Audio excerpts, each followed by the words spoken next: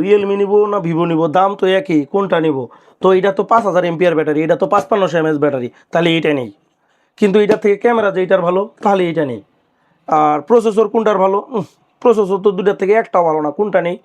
তো এটার processor quality বলেন, ব্যাটারি ব্যাকআপ বলেন, সব কিছুই কিন্তু একটা থেকে একটা কম না, প্রত্যেকটাই ভালো। তবে এই দুটা মোবাইলের মধ্যে 10,000 থেকে 12,000 টাকা বাজেটের মধ্যে আপনার কাছে বেস্ট কোনটা হবে? যদি আপনি ক্যামেরা লাভার হয়ে থাকেন তাহলে আপনি রিয়েলমি নেবেন। আর যদি আপনি ব্যাটারি ব্যাকআপ একটু বেশি চান, এটা নিতে পারেন, কারণ এটা 5500 এমএস ব্যাটারি।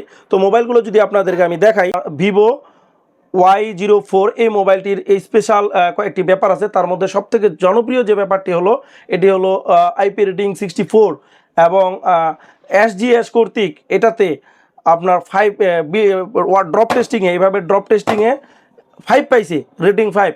সেই জায়গা থেকে এটা কিন্তু একেবারেই তুমুল ধুমুলভাবে এগিয়ে থাকবে এটার থেকে।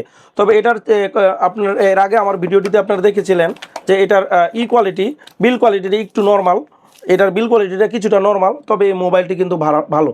অল ওভার যারা রিয়েলমি লাভার রয়েছেন, এই রিয়েলমি মোবাইলটি দেখতে পারেন, মাত্র 10,999 টাকা। এই Realme note 60X 5000 MPR battery. তবে আমি বরাবরই বলে থাকি, এই মোবাইলগুলো এই 10,999 টাকা থেকে সব দিক থেকে ভালো যদি হয়, সব দিক থেকেও যদি পারফেক্ট হয়ে থাকে, একটা দিক থেকে এরা পিছিয়ে আছে, এরা ডিসপ্লে কোয়ালিটি শুধু এইচডি প্লাস দিচ্ছে। আমি বারবার বলতেছি, ডিসপ্লে এইচডি প্লাস যদি ফুল এইচডি প্লাস দেওয়া থাকে, তাহলে আমাদের মনে হয় 10, 11, 12,000 টাকার ভিতরে এটা একেবারেই 16 কলা পূর্ণ হয়ে যাবে।